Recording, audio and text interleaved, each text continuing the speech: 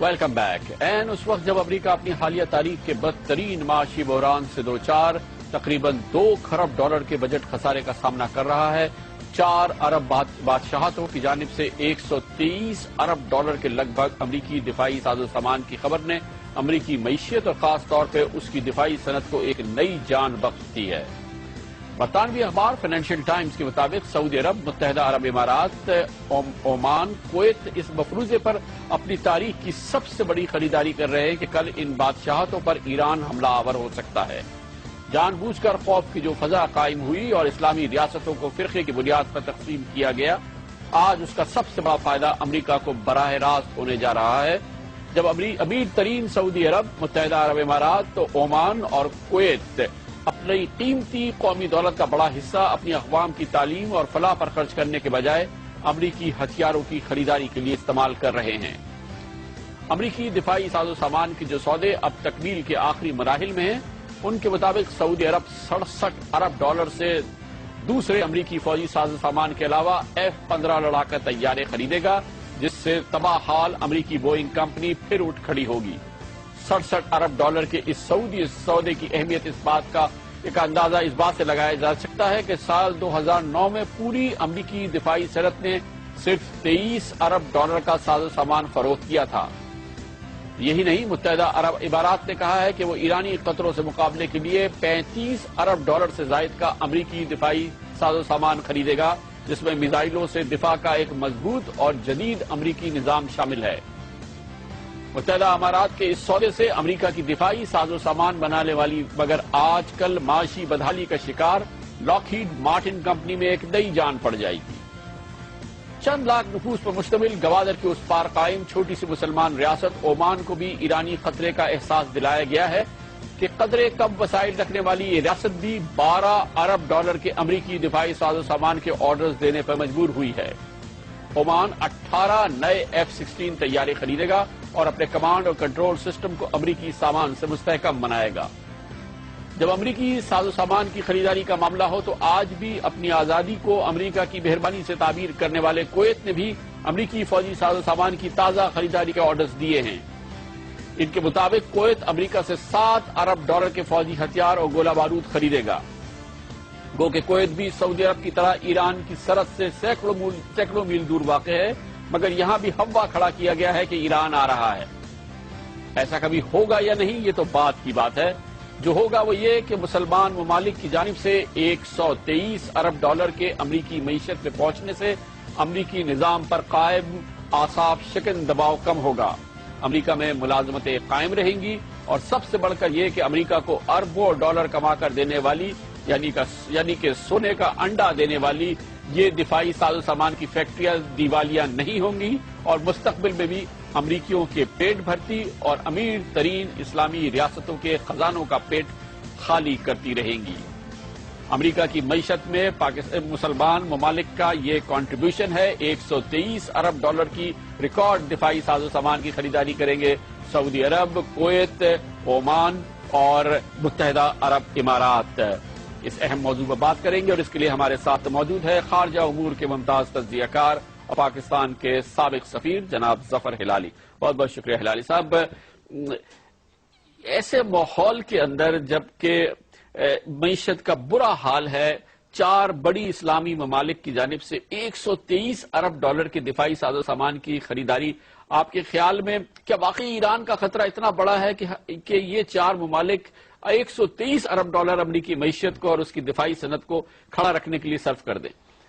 بالکل نہیں کامران صاحب، بلکہ میں سمجھتا ہوں کہ ہم ان ملکوں کو یہ سوچنا چاہیے کہ یہ امریکن بیسز ہیں، یہ امریکن پیٹرول سٹیشنز ہیں، یہ ایک امریکن امپائر کے اڈے ہیں جس پہ امریکہ ہر وقت اپنا ہتھیار بیچتا ہے اور ان کو خوف میں رکھتا ہے، اور ان لوگوں کو خاص طور خوف جو ہے اب ایران سے مل رہا ہے۔ اب یہ بھی ہو سکتا ہے کہ شاید امریکہ سوچے کہ بھئی ایران کے ساتھ شاید ہمارے کو جنگ لڑنا ہو۔ اگر یہ بات ہو تو ان کے لیے بہت ضروری ہے کہ یہ سب ہتھیار جو ہیں they are ready and available for use۔ اور جیسے آپ کو پتا ہے سعودی عربیہ نے تو انفارملی کلیئرنس دے دیا ہے اسرائیلی پلینز کو کہ اگر اٹیک ہو تو اوور فلائنگ سعودی ٹیریٹری آپ کر سکتے ہیں. تو میرے خیال میں کہ یہ ایک امریکن امپائر ہے. اور آپ نے بالکل صحیح کہا کہ اس وقت ان کی کمپنیز جو بینکرپٹ ہو رہے ہیں ان کو یہ بڑا شاٹ ان دی آرم ہے, یہ ایک نیا ایک بلڈ ٹرانسفیوژن ہے. اور اس وقت امریکہ جیسے آپ کو پتا ہے یہ spending more on armaments than all the rest of the world combined. لیکن ہلال صاحب اس کے ایوز کیا یہ ریاستیں حاصل کریں گی؟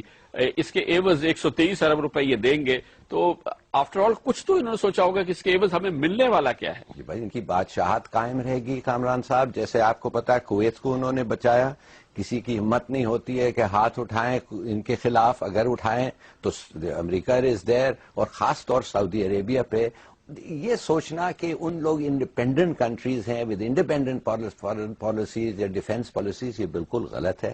یہ ایک part of the American system ہے مڈل ایسٹ میں.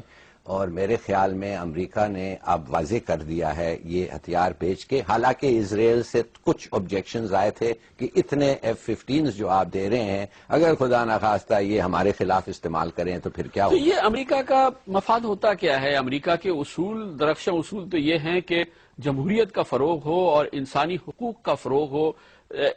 کہا یہ جاتا ہے اور پھر تحفظ بادشاہتوں کو اور سلطنتوں کو فراہم کیا جاتا ہے. تو ہم کون سا امریکہ مانے؟ اصل امریکہ کی شکل کون سی ہے, جو ہمیں ہالبروک دکھاتا ہے یا وہ جو ہمیں یہاں نظر آ رہی ہے؟ میرے خیال میں آپ وہ دیکھ لیں امریکہ کے کیا ارادے ہیں افغانستان میں. کارزائی کو انہوں نے سپورٹ کیا, خود کہتے ہیں کہ وہ ایک رگڈ الیکشن کا نتیجہ ہے, خود کہتے ہیں کہ وہ کرپٹ ہے. ہر لحاظ سے وہ آدمی جو ہے he is not the answer to Afghanistan. مگر دیکھیے ابھی تک وہ سپورٹ کر رہے ہیں, حالانکہ اوباما نے خود کہا کہ میں اس سے نہیں چاہتا. میرے خیال میں ان کی جو نیشنل انٹرسٹ ہے از سپریم. اور نیشنل انٹرسٹ ان کا اس وقت یہ ہے کہ ایران کے خلاف ایک ایسا مہم بنائیں, ایک وی شوڈ ایسے ان کے پاس اپنے بیسز اور یونٹی ہو کہ ایران سوچ بھی نہیں سکتا. اس لیے ایران کے لیے یہ جو اڈے ہیں اور بیسز ہیں امریکن, خاص طور بحرین میں اور جگہ, یہ ایک ہاسٹیج سچویشن ہو گیا ہے. یہ کیسے ہو گیا ہے کہ ایران تو امریکہ کو تو نہیں اسٹرائک کر سکتا, مگر اگر انہوں نے حملہ کیا ایران پہ تو these are the first places جب ایران سوچ سکتا ہے کہ ان کا بدلہ لیں جو انہوں نے اسٹرائک کیا ہے. بہت بہت شکریہ جناب ظفر ہلالی ہمارے ساتھ تھے. اس کے ساتھ ہی ہمارے آج کے پروگرام کا اختتام ہوتا ہے. کل آپ سے پھر ملاقات ہوگی. اس دوران کوئی کامنٹ, تبصرہ یا نئی معلومات بھیجنا چاہیں ضرور لکھیے. ہمارا ای میل ایڈریس ہے aaj@geo.tv. کل تک کے لیے کامران خان کو اجازت. اللہ حافظ ناصر.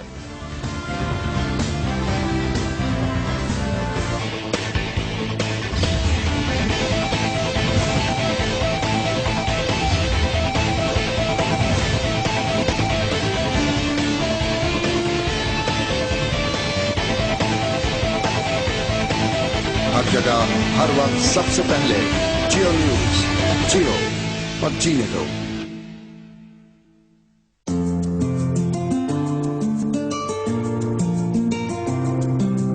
پھر سے جیو, پھر سے جیو, پھر سے جیو, پھر سے جیو. اپنی خوشی کی دو چار چھینٹیں, اپنی ہنسی کی دو چار بوندیں کر دے نچھاور اپنے وطن پر, اپنے وطن کے پھولوں کی خوشبو آ سمیٹے.